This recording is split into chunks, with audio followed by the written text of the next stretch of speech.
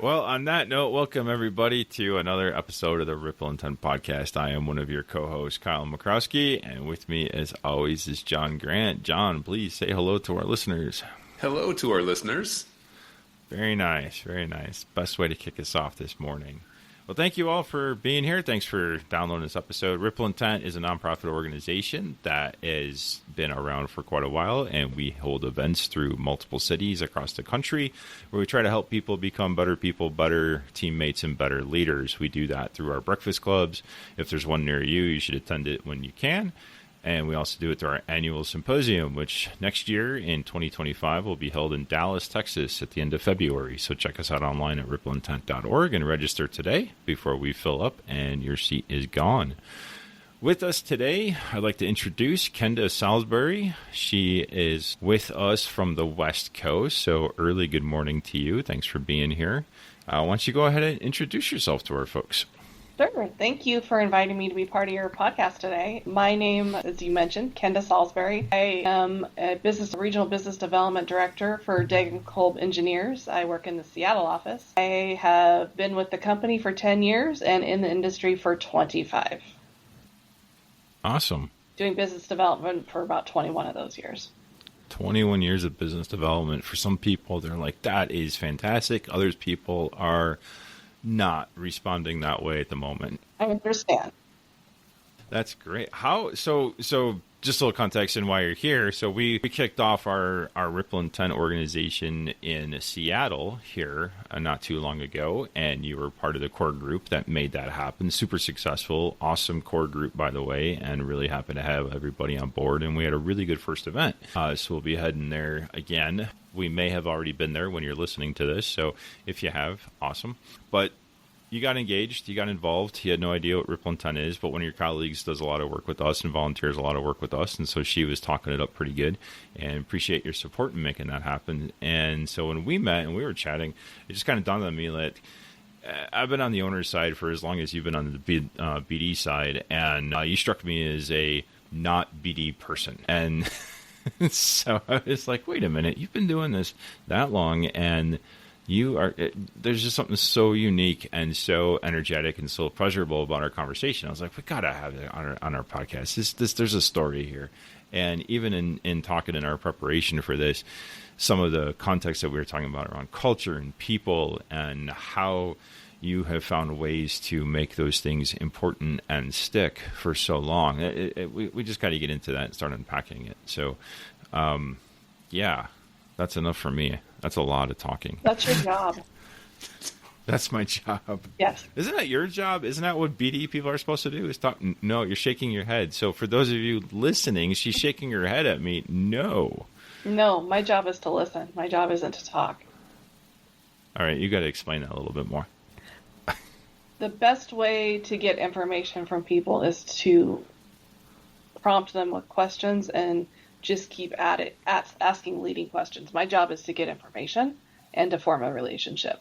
And people are more attracted to you as a person if you let them do most of the talking. Because there's nothing people love more than themselves. Well, I know it's true about me, but it's true for everyone. So how did that come to be? Is that something that you've learned over time? Did you grow up that way? Is that how you were trained? I would say it was something I learned early in my career. So it was something, and then I started to experiment with that in my relationships, and it started to pay dividends. So I found it to be true, that if you can make people feel special, people appreciate that. So give me an example, because in one ways, I immediately, as usual, I go dark in my head, and I start thinking about, this sounds a little bit like manipulation, but that's not. No, it's not. It's encouraging people to tell their stories and giving them the space to do that. And when you give people the space to share with you, you build a stronger bond of trust faster. It doesn't feel like it's a transactional relationship. It feels authentic. And why is that important to you? Authenticity is the most important part of my job. If I'm not willing to be myself 100%, people won't know. People will feel that I'm not giving 100%, and they won't connect with me in the same way. They will feel like I'm there to sell them something. And ultimately, yes, that is my job, to sell people things, but the relationship, my job is to strengthen and build the relationships that help win us work. All right, you made that plural. So you say strengthen the relationships, because I think, and part of the uniqueness is, what I've experienced for so long in stereotyping, of course, is from a BD person's perspective or BD position's perspective, they build that relationship with the client. And then when it's time to chase work, then it's, so here's the team. But you said relationships. So we have been chasing a hospital here in the Seattle area for 8 years. And my job was to get in and start building the relationships. And once I opened the door, it was my responsibility to bring in our team and help our team form those relationships so that they felt comfortable answering questions and providing information to the client before the RFP even went out. How'd you do that? Well, I can't honestly take credit for that. There was a notice in the paper, and my boss came to me and said, "Hey, you're the only one that fits the criteria to join this committee for the hospital. Can you do it?" And so I said, "Absolutely, sure, happy to start." So I have been serving on a committee for the city of Seattle for the hospital for 8.5 years now. I got caught when you said the paper. I'm not sure what that really is. Oh, like the newspaper. They're still around, John. They're on digital now. Is that what it is? Yes. Got it. But at that time, they were still physical. We were still getting the physical paper. So you saw an opportunity to get involved in the client's business that had, I'm guessing it had, this committee had nothing to do with the actual work that you were trying to chase. This was just... Wrong. Sorry. No, go ahead. The committee is a citizens advisory committee. And our job is to ensure, as the community, that the hospital is sticking to their master use permit. That they're actually implementing the things that they have promised the community they will implement. Nice. Very nice. And it's all about the design and construction of buildings, circulation of the campus, and making sure that they have what they need to deliver services. I could see why I'd get involved early, but to stay with it that long and still be on it today? Yeah, so the original plan at that time was for the hospital to run a bond. I'll just say Harborview. It's Harborview Medical Center here on the hill. And the bond was supposed to run in 2015 or 16, and they didn't get it prepped in time, so it ended up running in 2020. So it was staying involved, making sure I understood, not only voice my opinion as a community member, but also got to understand and build relationships with the people who would be driving this process. That makes a lot of sense, and you're still involved, which testament to both the work, the relationships. I'm sure you considered going, and they wanted to keep you a few times, and you're like, no, I've got to step away, and they're like, no, you got to stay on. No, it's been that fulfilling. Yes, it has. That's awesome.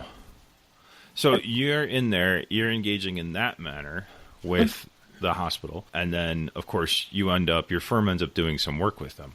How a little bit. Sure. Well, with any client, not just with them, but how do you transfer? Because I think that's been one of the biggest things that I've always wondered is you have this person or a team of business development folks, and you build those relationships, and you end up getting to know them, and you see them in different venues, in different areas, in different arenas and such, and then you go ahead and begin to either solicit their firm to do work, or you have them do some work. And you realize, wow, the people doing the work are very different people than the people I've built relationships with on the business development team. So how do you overcome that? I think introducing this, we've been lucky on this one in that it's been an 8-year ramp to get to where we are. So it was having our team members show up to these community meetings with me and starting to, introducing them, having these conversations in an organic way instead of forcing it, because forcing a relationship never works. And so allowing my team, figuring out if my team members are going to mesh with their team members, figuring out, that's, a majority of my job is figuring out if I have the right personalities that will work well with the personalities of the client. I'm watching John, by the way, listeners, process this because you can see it. We are lucky here in Seattle to we're a small office of Degenkolb, where there's only 22 of us here. And because of that, we aren't as siloed as some of our other offices. And so I am able to help pair our engineers with the right personalities on the client or architecture contracting side to make sure that we aren't, you aren't putting uncomplimentary personalities together, because they'll just butt heads, and it won't build from there. Can you give us an example of what that looks like? I don't know that many people are truly doing that, right? Maybe Right. it's about the personnel that you have locally, right? Because everybody thinks they need to have a local engineer mostly. And so, yeah, what does that look like? Sure. So as an example, there's an architect here in Seattle, and one of our engineers was starting to form a relationship with this architect. The architect is a really good friend of mine, and I kept getting phone calls from the architect saying, your engineer's not doing this, your engineering's not doing this.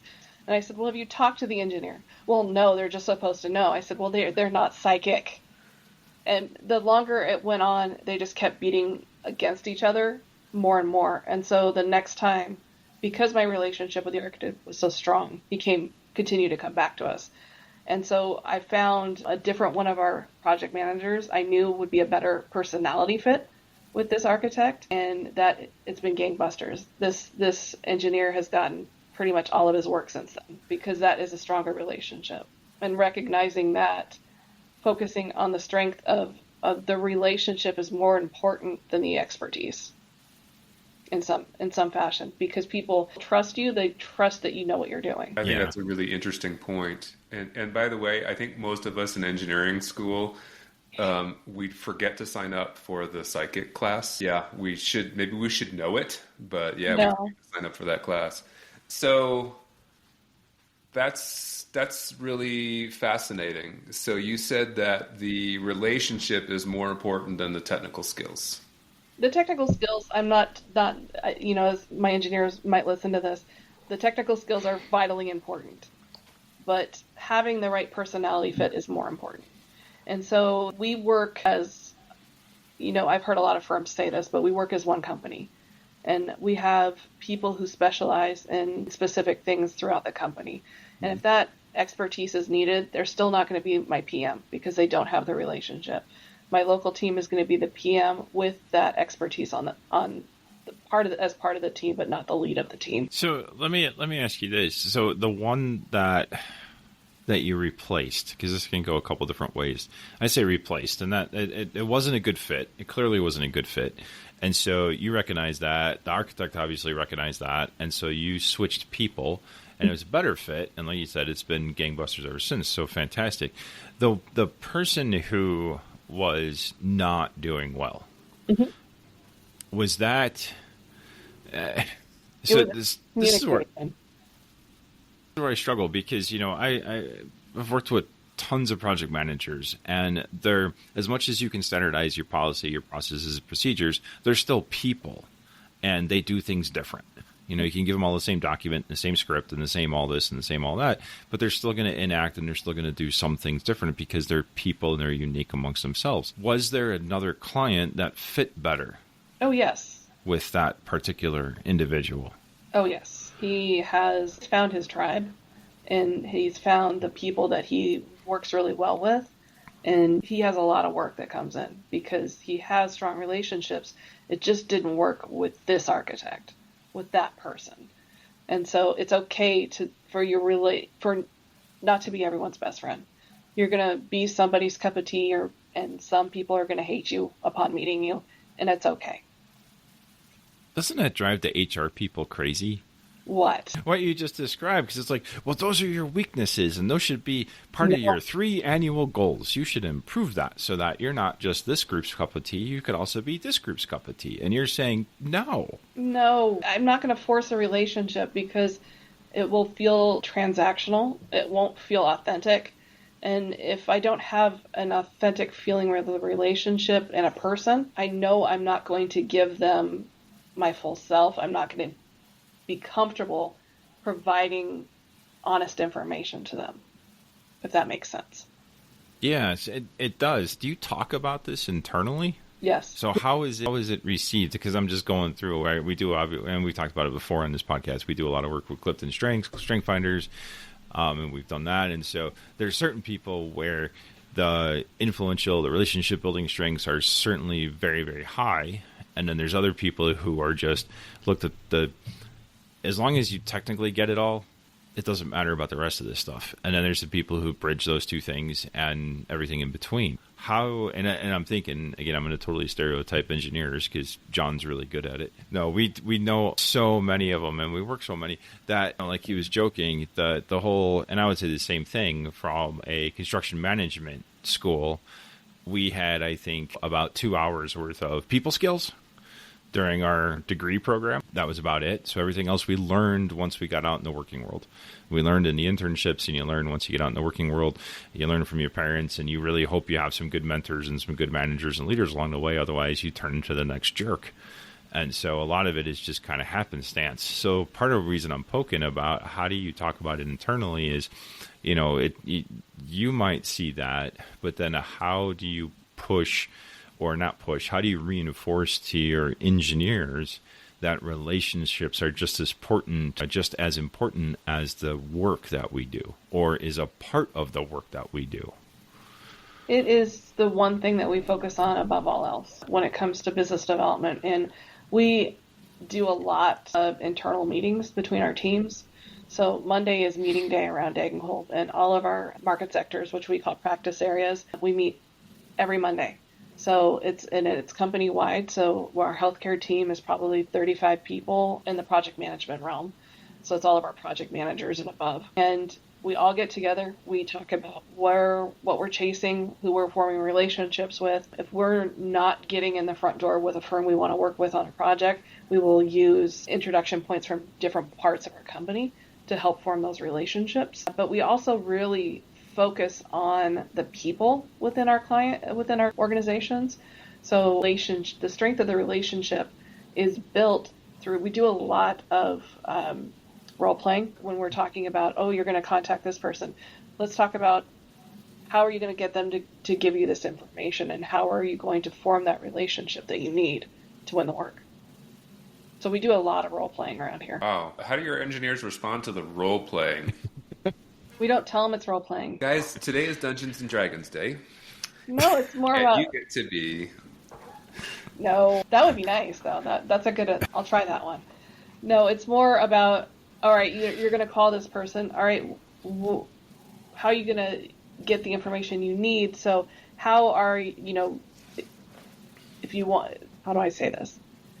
So we spend a lot of time asking questions and getting them to respond to us so that they understand what we're trying to get from the client, so that they understand how to form the relationship and get to a point where they can get the information easily and it doesn't feel like it's a struggle for them. So we don't want them to feel like I have to call this person and ask them about when the RFP is coming out. Well, instead of that, engage them as a person first. So how do you engage them as a person? We focus more on that, and being their authentic selves, allowing them to be who they are, is vitally important. Do you have to go through with people a process to understand who their authentic self is? Sometimes yes, sometimes no. It's I'm lucky, I guess lucky is a way to say it. I'm very intuitive about people. I'm good at figuring out the type of person I'm dealing with fairly quickly. So thanks to my family. What does that mean? When I was growing up, my father is, I think, in my opinion, a narcissist of the highest order. So knowing the second I walked into a room what his mood was vitally important. And I really developed those skills as a kid that have served me very, very well in my job. Because I'm able to pick up the energy that people are giving off when I first meet them. I know if they're receptive to talking to me just by watching. And I also, early in my career, studied body language a lot. And being able to read body language, because people speak more with their body than they do with their words. So understanding how, the person from their body language has helped extensively in helping me form relations internally and externally. It's amazing. Are you, as part of this, the coaching that you're doing, are you working to help build those skills with your engineers, or is it different? It's different. I don't want them to be me.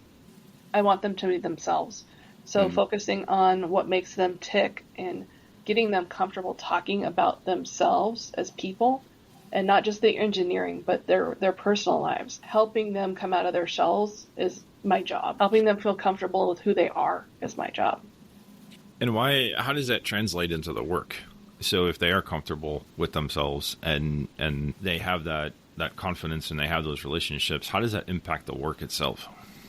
It allows them to voice their opinions about the work without being scared to do it. So I have one engineer who has come a long way in 10 years. He was timid, wasn't willing to make his own decisions.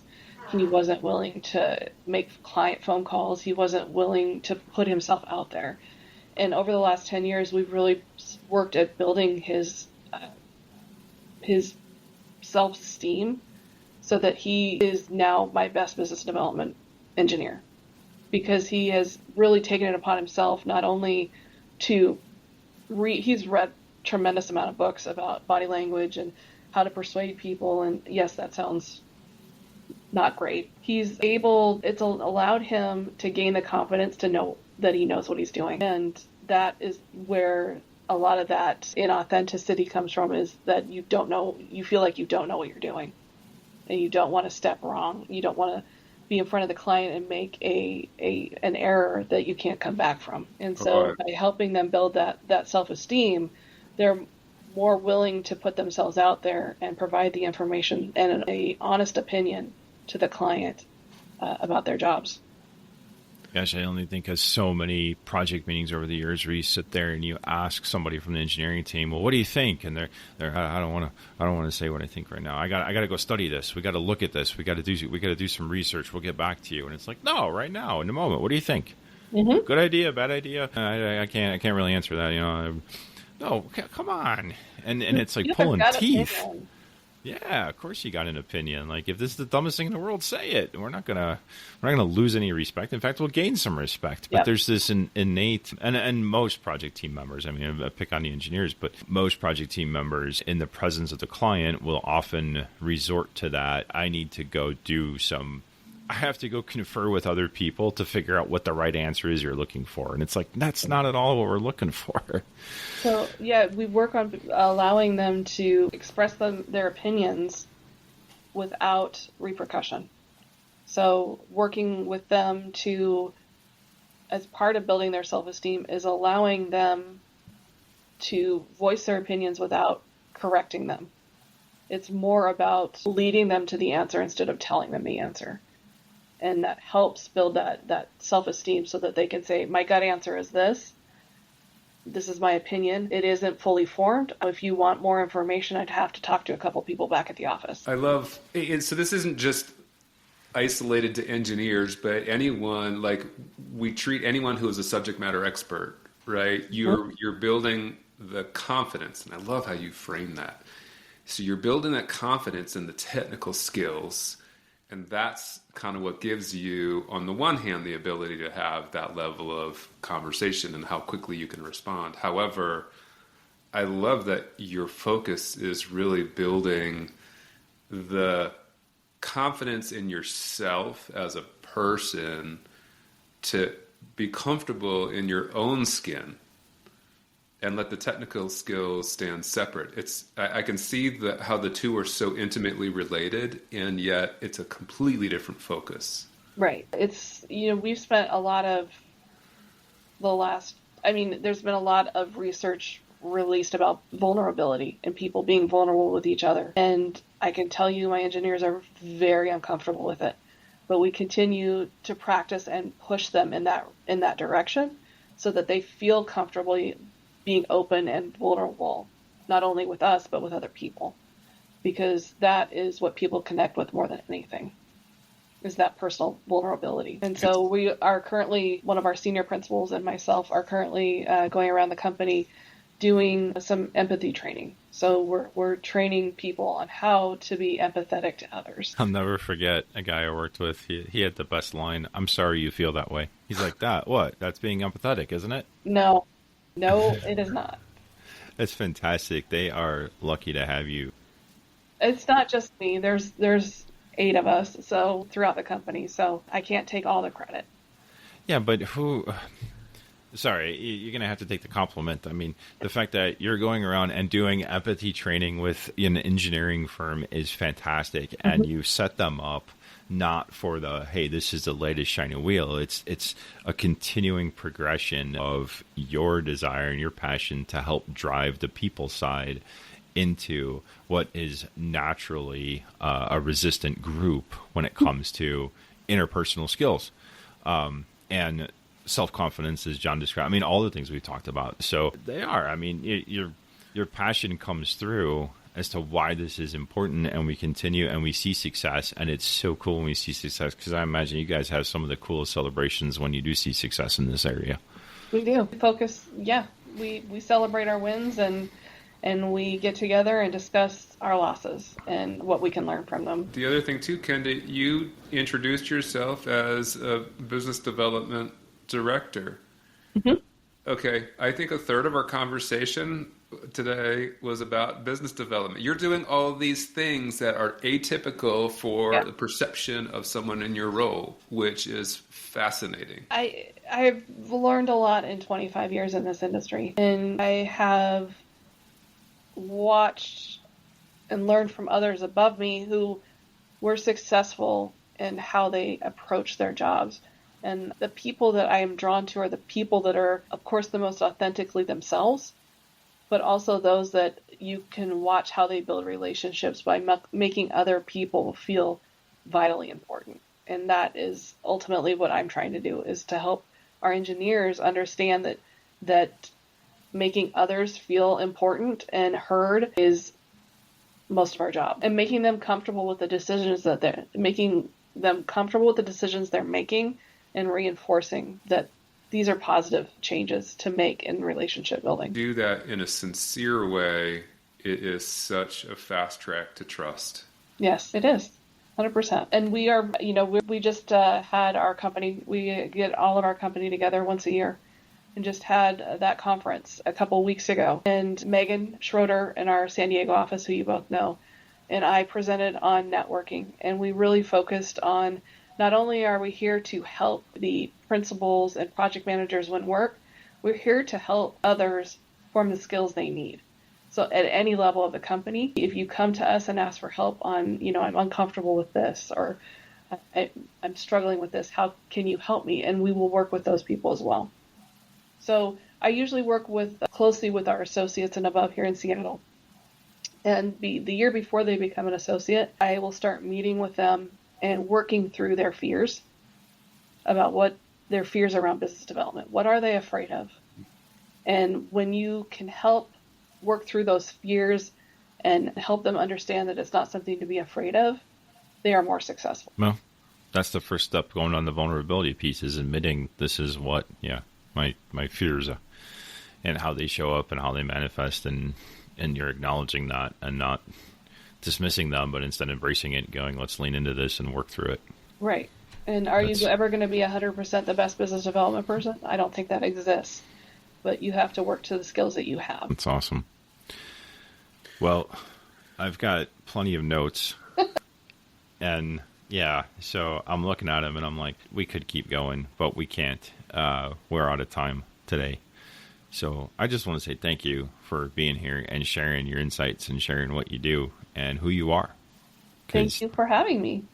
It's been a joy. It's been a great conversation. I appreciate it. Absolutely.